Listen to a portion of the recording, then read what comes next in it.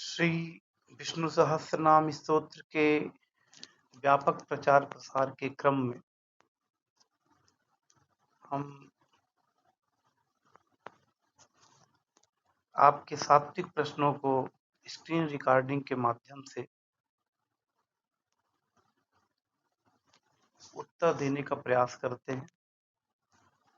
आज का शीर्षक है श्री रामानुजाचार्य जी महाराज की जानकारी में आए हुए कमेंट्स के बारे में उत्तर देना। प्रथम प्रश्न है श्री नीलम शुक्ला जी का। इन्होंने लिखा है कि जय श्री कृष्ण सर, क्या पीरियड्स में चयन कर सकते हैं सहस्रनाम? नहीं, आप इन पीरियड्स के समय में श्री विष्णु सहस्रनाम स्तोत्र नहीं पढ़ना चाहिए, क्योंकि ये वेद से लिया गया है। महाभारत को पंचम वेद कहा जाता है और उसमें से लिया गया है, इसलिए इन समय में श्री विष्णु सहस्रनाम स्तोत्र का पाठ नहीं करना चाहिए।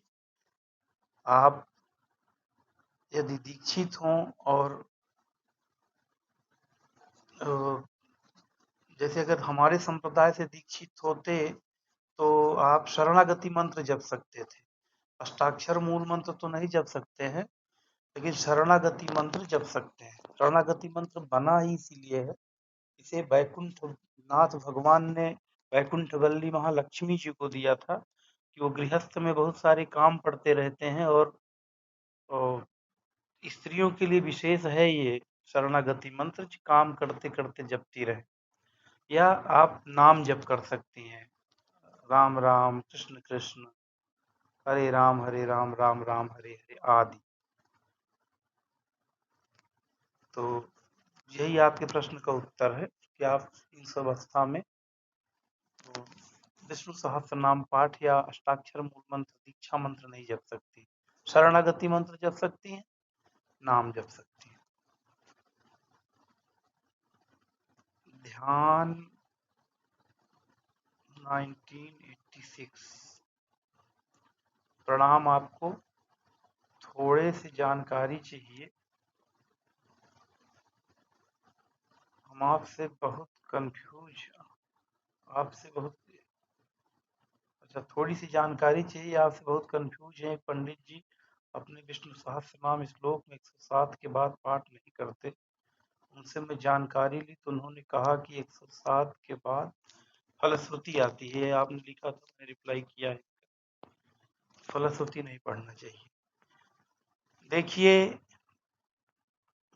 फलश्रुति श्री विष्णु सहस्त्रनाम में अवश्य पढ़ना चाहिए। प्रस्तावना और फलश्रुति ये दोनों बहुत महत्वपूर्ण है। जैसे मैंने कई बार इसका उदाहरण दिया है, फिर से सुन लें कि जैसे आपके यहाँ कोई संत आए, आपके गुरुजन आपसे मिलने आए, आपके गुरुजी की खबर लगे आपको कि आपके गुरुजी आपके यहाँ पधारे, जिन्होंने आपको दीक्षा दिया।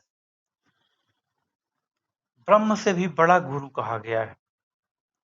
शास्त्रों में ब्रह्म से अर्थात भगवान से भी बढ़कर गुरु का दर्जा है। कबीर दास जी ने लिखा कि गुरु गोविंद दोऊ खड़े, काके लागू पाए, बलिहारी गुरु आपने गोविंद दियो बताए। अर्थात गुरु और गोविंद दोनों खड़े हैं, तो इसमें से सबसे पहले पांव किसके लगूं? और उत्तर भी दिया कि बलिहारी गुरु आपने गोविंद दियो बताए, बलिहारी जाऊं हे गुरु जी आपके ऊपर कि आपने ही तो गोविंद का पता बताया है, तभी तो गोविंद मिले। बिना दीक्षा के आपको भगवत प्राप्ति नहीं हो सकती। किसी एक महापुरुष, किसी बड़े भक्त का नाम आप बताइए जो बिना दीक्षा मंत्र के भगवत प्राप्ति कर सके। यहाँ तक कि शिष्य के माध्यम से गुरु को भगवान के दर्शन हुए। अगस्त्य जी को भगवान राम के दर्शन वन के समय में सुतीक्ष्ण मुनि के द्वारा हुए, क्योंकि ये योग्य शिष्यों में से एक थे। उन्होंने अगस्त्य जी ने सुतीक्ष्ण से गुरु दक्षिणा में भगवान का दर्शन मांगा ही था कि सुतीक्ष्ण तू हमसे अधिक योग्य हो, तुम ही हमें भगवान का दर्शन करा सकते हो। भगवान हमसे मिलने नहीं आएंगे, तुमसे मिलने आएंगे। तुम जब मिलने आए तो हमारे पास लेकर आना। तो जैसे गुरु आपके आए तो आप उनके आदर में जाएंगे, उन्हें उनकी गाड़ी से रिसीव करेंगे, तब पैर धुलेंगे, आरती करेंगे, पुष्प वर्षा करेंगे, जलपान कराएंगे, और जब तक रहेंगे रहेंगे, नहीं उचित दक्षिणा दे करके फिर विदा करने भी कुछ दूर तक जाएंगे। ऐसे ही श्री विष्णु सहस्त्र नाम जब आप प्रस्तावना पढ़ते हैं तो आप आगवानी करते हैं भगवान के 1000 नामों की, और जब आप फलश्रुति पढ़ते हैं तो उन्हें विदा करने जाते हैं। तो प्रस्तावना पढ़ते हैं तब भी खूब प्रशंसा करते रहते हैं, पवित्राणाम पवित्रम यो मंगलानाम च मंगलम दैवतम देवतानाम च भूतानाम यो व्यापिता, ऐसे करके। और जब सर्व प्रहरणायुधा के बाद इतीदम से फिर शुरू करते हैं फलश्रुति, तब भी रोगार्तो मुच्यते रोगात्, बंधो बद्धो मुच्येत बंधनात्, भयान मुच्येत भीतस्तु आदि की, इससे ये होता है, इससे ये होता है, इससे ये छोड़ने जाते हैं आप। तो प्रस्तावना और फलश्रुति दोनों महान आदर हैं विष्णु सहस्त्र नाम स्तोत्र के। और कभी आप अपने मन में देखिए, केवल आप नाम पढ़ लीजिए, ओम विश्वम विष्णुर्वखटकारो से शुरू करके और सर्व प्रहरणायुध तक, तो लगेगा जैसे सन्नाटा किया, आधा अधूरा पढ़ा, आपको स्वयं शांति नहीं मिलेगी।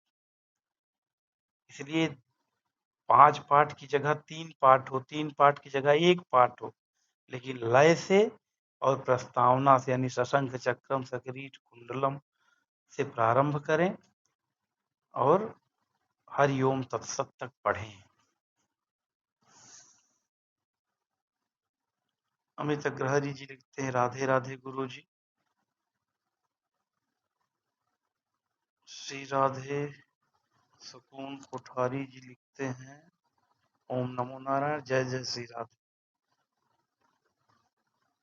ये हमने आपके प्रश्नों का उत्तर दिया। और लोग जो राधे राधे श्री श्री राधे लिखते हैं, बहुत अच्छा, आप भगवान का नाम लिखते हैं।